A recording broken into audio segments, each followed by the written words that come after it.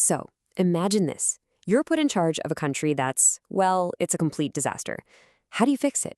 That's pretty much the story of Napoleon Bonaparte in France. We're going to break down exactly how he pulled off this incredible national makeover. Seriously, how do you fix a broken country? Because that was the huge question facing France right after its revolution. The nation was just shattered. We're talking divided, totally bankrupt, and just worn out from years and years of chaos. People were desperate for someone, anyone, to come in and put the pieces back together. Okay, so to really get how massive Napoleon's changes were, you first have to understand the mess he walked into back in 1799. I mean, picture this. You're in a country where the laws are completely different from one town to the next. The national economy, it's in ruins. The government is in a massive fight with the Catholic Church, which was a huge deal back then. And after years of all this fighting and instability, people were just done. They were practically begging for a strong leader to restore some kind of order. And right into the middle of all this chaos steps this young, absolutely brilliant, and super ambitious general. His name? Napoleon Bonaparte. And oh yeah, he had a plan. So, in 1799, Napoleon doesn't, ask for permission. He just takes power. It's called a coup d'etat, which is just a fancy French term for a sudden, decisive seizure of the government.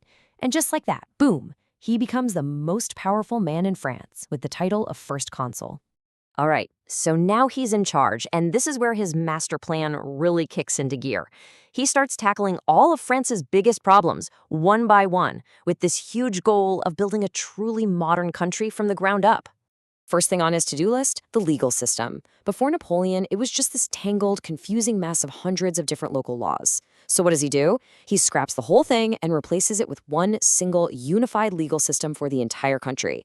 It was called the Napoleonic Code. And for the very first time, the law was the same for every single citizen.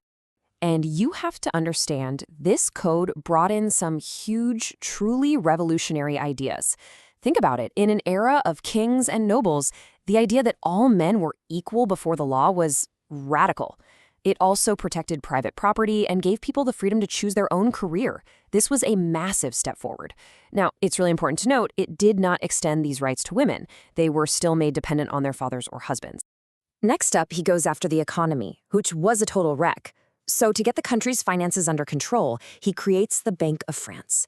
Then he introduces a new, stable currency, the franc, so people could actually trust their money again.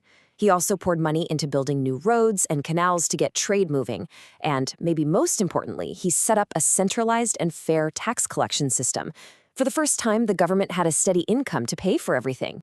Napoleon was also smart enough to know that a modern country needs smart people to run it. So he created this system of elite public high schools called lycées. And these weren't your average schools. They were specifically designed to churn out the next generation of really capable leaders, military officers, and government workers. And this all fed into one of his biggest ideas, something called meritocracy. It's a simple concept, really.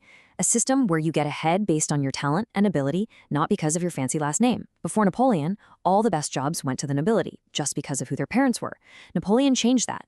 Now, if you wanted a promotion in the army or in the government, you had to earn it with talent and hard work. The best person for the job got the job. End of story. He also had to deal with that big fight with the Catholic Church. So he makes a deal, an agreement called the Concordat of 1801. It basically said, okay, Catholicism is the main religion of France, but the government is still in charge. This was a huge move because it helped heal a major division in the country and let people practice their religion freely again, which brought back a lot of social peace. Okay, so everything's looking pretty good, right? Order, a working economy, fair laws, but all of this came with a very high price. Because while Napoleon was building this new, efficient France, he was also taking away its freedom.